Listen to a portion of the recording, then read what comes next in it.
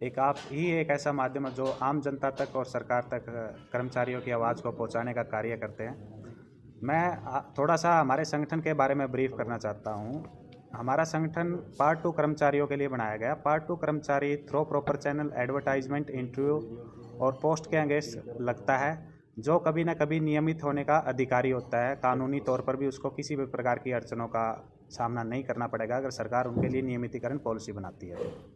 तो हमारा संगठन बिल्कुल निस्वार्थ भावना से कच्चे कर्मचारियों के लिए काम करता आ रहा है और समय समय पर पहले हम ओपनली नहीं आ रहे थे, उसके कुछ रीज़न थे, लेकिन अब मजबूरन हमारी आवाज़ को हमारे द्वारा ही उठाया गया समय समय पर और हमने इस संगठन का निर्माण किया। और उससे पहले जो हमने कार्य किए हैं विभाग स्तर पर, जो कर्मचारियों को समस्याएं आई हैं, उन समस्याओं के को पूर्ण रूप से आप सभी को अवगत कराने के लिए आज की ये प्रेस कॉन्फ्रेंस का आयोजन किया गया है।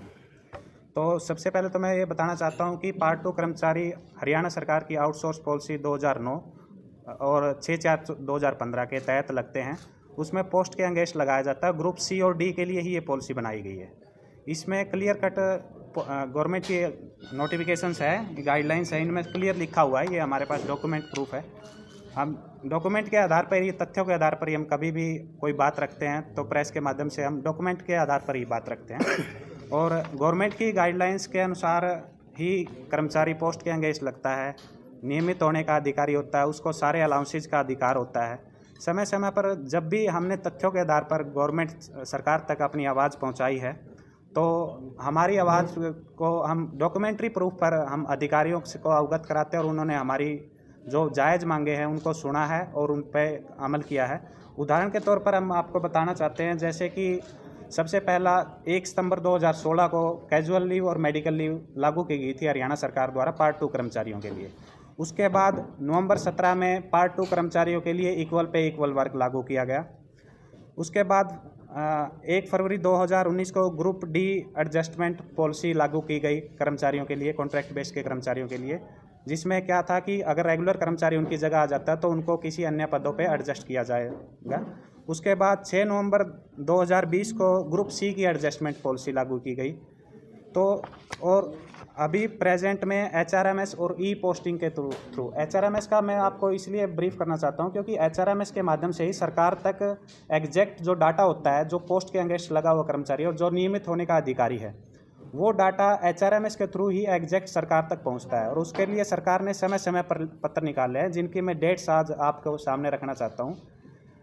एक तो 11/5/21 को निकाला गया, उसके बाद 11/8/21 को निकाला गया, उसके बाद 6 जुलाई 2022 को निकाला गया, उसके बाद 26/12/2022 को निकाला गया, उसके बाद 14 फरवरी 2023 को निकाला गया, जिसमें क्लियर कट लिखा गया कि पार्ट 2 कर्मचारियों का डाटा एचआरएमएस के थ्रू ई सैलरी के माध्यम से उनका डाटा एचआरएमएस में फीड किया जाए, ताकि सरकार तक पार्ट 2 कर्मचारियों की एग्जैक्ट स्थिति सामने पहुंच सके।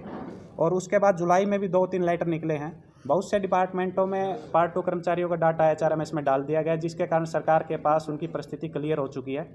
और समय समय पर हमने रिक्वेस्ट करी थी एलटीसी के एक्सटेंशन के रिगार्डिंग। एक्सटेंशन का जो 1 साल की एक्सटेंशन हुई है कर्मचारियों की, उसका मैं खुद जाने वाला हूं आगे सरकार तक, अधिकारियों तक अपनी रिक्वेस्ट के माध्यम से हमने बात रखी है। और पहली बात हम ये कहना चाहते हैं, ना तो हम किसी सरकार के हैं, हम कर्मचारियों के लिए हैं। कर्मचारियों की मांग उठाते रहेंगे और कर्मचारियों के लिए ही आगे तक अपनी बात को तथ्यों के आधार पर, सबूतों के आधार पर सरकार के सामने रखते रहेंगे। कौन कौन से डिपार्टमेंट से कर्मचारी हैं आपके? इस आउटसोर्स पार्ट 2 कर्मचारी में सभी डिपार्टमेंटों में आते हैं, जैसे PWD, health, police department, education, ITI.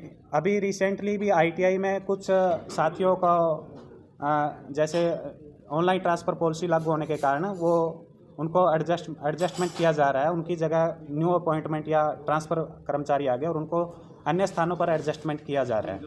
तो अभी फ़िलहाल हमने एलटीसी का रिक्वेस्ट करी थी फरवरी में, उससे पहले रिक्वेस्ट करी थी 14 फरवरी 2023 को सरकार द्वारा कॉन्ट्रैक्ट कर्मचारियों के लिए एलटीसी का भी प्रावधान जारी कर दिया गया, जिसमें कुछ टेक्निकल इशू थे, जिसमें क्लैरिफिकेशन का इशू था। वो क्लैरिफिकेशन 1 जून 2023 को भी सरकार द्वारा लागू की गई है।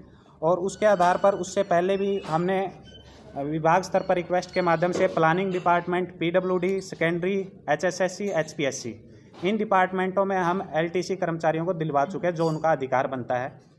और अभी फ़िलहाल हमारा यही है कि भी 8-8 10-10 साल से जो कर्मचारी लगे हुए हैं विभिन्न विभागों में, और उमा देवी की जजमेंट भी यही कहती है कि अगर कोई कर्मचारी 10 से 12 साल लगा होता है और अगर वो रेगुलर होने का अधिकारी है, पोस्ट के अगेंस्ट लगा हुआ है, तो उमा देवी की जजमेंट और कोर्ट अभी रिसेंटली कोर्ट ने भी, Punjab and Haryana high court ने भी निर्देश दिया है कि आप इनका कुछ न कुछ मानवता के आधार पर इनके बारे में सोचिए।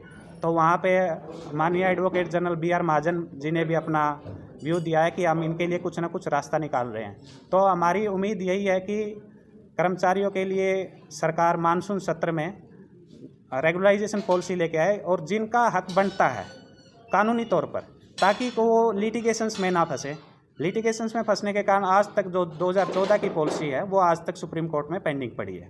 उसका मेन रीज़न हमने जब उसकी छानबीन की, तथ्यों के आधार पर उसको रीड किया और उसमें गहनता से उसको देखा, तब यही पाया गया कि उसमें योगेश त्यागी जो है वो ग्रुप बी एम्प्लॉय के कैपेबल था। उन्होंने उनको ग्रुप बी की पॉलिसी को चैलेंज किया और जिसके कारण वो ग्रुप सी और डी की पॉलिसी भी उसमें दिक्कत आ गई। कानूनी तौर पर भी पोस्ट के against through proper channel advertisement जो गवर्नमेंट की पॉलिसी है उसमें ग्रुप सी डी का ही प्रावधान दिया गया है। इसलिए हम हरियाणा सरकार से निवेदन कर चुके हैं और प्रेस के माध्यम से भी निवेदन कर रहे हैं कि जिन कर्मचारियों का हक बनता है पक्का होने का कानूनी तौर पर, और कानूनी तौर पर कर्मचारी वही रेगुलर हो सकता है जो पोस्ट के अगेंस्ट लगाओ, थ्रो प्रॉपर चैनल लगाओ, एडवर्टाइजमेंट इंटरव्यू हुआ हो, पब्लिकली न्यूज़पेपर में ऐड आई हो, वही कर्मचारी नियमित होने का अधिकारी है। 10-10, 12-12 साल से हम कर्मचारी लगे हुए हैं और हमारी यही मांग है कि आज इस प्रेस कॉन्फ्रेंस के माध्यम से कि मानसून सत्र में सरकार कच्चे कर्मचारियों के लिए बिल लेके आए। जो कर्मचारी 10-10, 15-15, 20-20 साल से लगे हुए हैं, जिनको एक किस्म से कानूनी तौर पर बैकडोर एंट्री बोला जा रहा है, उनके लिए भी कुछ ना कुछ 58 तक की जॉब सिक्योरिटी का प्रावधान लेके आए, क्योंकि उनका कोई बेस नहीं रहा अब जीवन में, क्योंकि उनके एक आधार यही नौकरी है। रोजगार कौशल निगम सरकार ने बनाया है, उसमें कर्मचारियों का डाटा पार्ट टू कर्मचारियों को में भी उनको डालने के लिए एक लेटर जारी किया गया था। लेकिन हमने सरकार स्तर पर जब निवेदन किया, हमने बताया कि पार्ट 2 कर्मचारियों के लिए नहीं, ये एक किस्म से जो ठेकेदार के कर्मचारी है उनके लिए रोजगार कौशल निगम बनाया गया और हमने क्लियर किया। उसके बाद सरकार की तरफ से क्लियर कट डिप्लॉयमेंट पॉलिसी में आ गया था कि पार्ट 2 कर्मचारियों के लिए रोजगार कौशल निगम नहीं है। आप सरकार से मांग कर रहे हैं कि मानसून सत्र में एक बिल लाया जाए। अगर मान लीजिए सरकार आपकी मांग को नहीं मानती, मानसून सत्र आने वाला है, फिर आप क्या करेंगे? सर, एक्चुअल में मैं आपको थोड़ा सा ब्रीफ करना चाहता हूँ। जो सुप्रीम कोर्ट में 2014 वाली पॉलिसी फंसी हुई है, जिसका जो स्टेटस क्यों लिया हुआ है, उसमें क्या है, जब तक वो पॉलिसी सुप्रीम कोर्ट वाली 2014 वाली पॉलिसी का फैसला नहीं होता, तब तक कोई बिल लेके आना हमारे अकॉर्डिंगली, हमारे जो नॉलेज है, हमारे जो साथी हैं उनके अकॉर्डिंगली वो असंभव है। जिसके कारण हम ये चाहते हैं कि मानसून सत्र में सरकार बिल लेके आए कच्चे कर्मचारियों के लिए और वो बिल का ड्राफ्ट सुप्रीम कोर्ट में उस फैसले को भी फैसला करवाए, क्योंकि उसमें भी हमारे कुछ ऐसे कर्मचारी साथी हैं जो 2009 के लगे हुए हैं, उस पॉलिसी के तहत कवर अप होते थे और आज की डेट में भी कच्चे कार्य कर रहे हैं। तो अगर हमारा पूर्ण विश्वास है, हमने जो भी आज तक रिक्वेस्ट करी है वो सरकार ने हमारी मानी है और हमें पूरा आश्वासन भी मिला हुआ है कि मानसून सत्र में सरकार पॉलिसी लेके आएगी। अगर 1% कहीं ना कहीं टेक्निकली इशू आता है तो उसमें भी हम आगे मजबूरन हम सड़कों पे नहीं आना चाहते, लेकिन अगर सरकार हमारी मांग मानती है और नियमितीकरण की पॉलिसी लेके आती है तो हम सरकार का स्वागत करेंगे और निष्पक्ष भावना से हम कार्य करते हैं। जो भी संगठनों द्वारा किसी द्वारा बरगलाया जा रहा है कि कहा जा रहा है कि भी सरकार कुछ नहीं कर रही, हमारे पास ये तथ्यों के आधार पर कागज़ है, डॉक्यूमेंट्री जो हमने आपको डेट वगैरह बताई है। कर्मचारियों की भलाई के लिए सरकार ने समय समय पर लेटर निकाले हैं। हम कर्मचारियों के लिए काम करते हैं और कर्मचारियों के लिए करते रहेंगे। दूसरा ये है कि भी अगर मानसून सत्र में हमें पूर्ण उम्मीद है कि हरियाणा सरकार पॉलिसी लेके आएगी। अगर 1-2% अगर कहीं टेक्निकली इशू आता है तो हम उम्मीद करते हैं कि जल्द ही सरकार पॉलिसी लेके आएगी। अगर फिर भी अगर कोई इशू आता है, क्योंकि हर तरह की कोई भी पॉलिसी या कुछ बनाने में सरकार को अनेक तरह की दिक्कतों का सामना करना पड़ता है। प्रेजेंट में पार्ट 2 कर्मचारियों की अगर पॉलिसी लेके आते हैं तो सरकार के पास एग्जैक्ट डाटा नहीं है, जो HRMS के थ्रू डलना होता है। HRMS में डाटा अभी हमारी रविवार को कुरुक्षेत्र में भी हमारे कर्मचारियों से हमारी रूबरू मीटिंग है, उसमें भी हम बताएंगे कि भी LTC HRMS के संबंधित कैसे क्या कार्य करना है, कहाँ पे दिक्कतें आ रही है। विभागवार हम कर्मचारियों की समस्याओं को लेकर उनके निर्देशकों से रिक्वेस्ट कर रहे हैं और लागू हो रही है। तो हमारा यही निवेदन है कि इस प्रेस कॉन्फ्रेंस के माध्यम से कि हरियाणा सरकार कर्मचारियों के लिए रेगुलराइजेशन पॉलिसी लेके आए। और एक रिक्वेस्ट ये भी है कि वो रनिंग में लेके आए। आप चाहे 10 की लेके आओ, चाहे 5 की लेके आओ, चाहे 2 की लेके आओ, वो सरकार स्तर का कार्य है, लेकिन रनिंग में लेके आए ताकि वो रनिंग समय समय पर वो कर्मचारी रेगुलर होते रहे। वन टाइम लाने में थोड़ी सी दिक्कत आती है, कुछ कर्मचारी रह जाते हैं।